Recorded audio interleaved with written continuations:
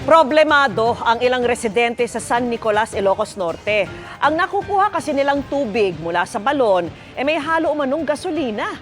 Nakatutok si CJ Torida ng GMA Regional TV 1 North Central Luzon.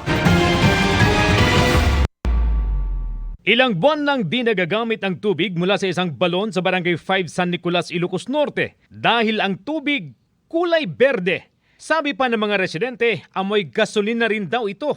Ang sinisisi nila sa kontaminasyon umano ng tubig, ang kalapit na gasolinahan. Kasi hap-hap di natawid da. Gudwa jay gasolina tapos gudwa jay danom. Kulay green kasi sabi nila unleaded.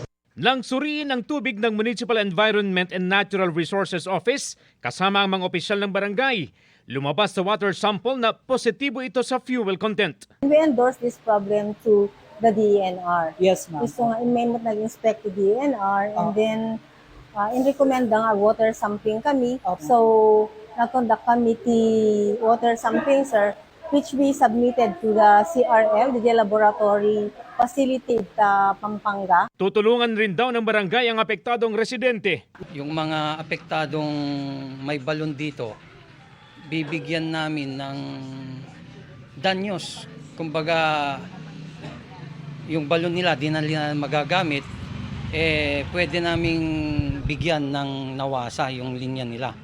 Yun ang usapan namin sa may-ari at okay naman sa kanya. Pansamantala rin munang itinigil ang operasyon ng inirereklamong gasolinahan na tumanggi munang magbigay ng pahayag. Para sa GMA Regional TV, 1 North Central Luzon at GMA Integrated News, CJ Torida, nakatutok 24 oras.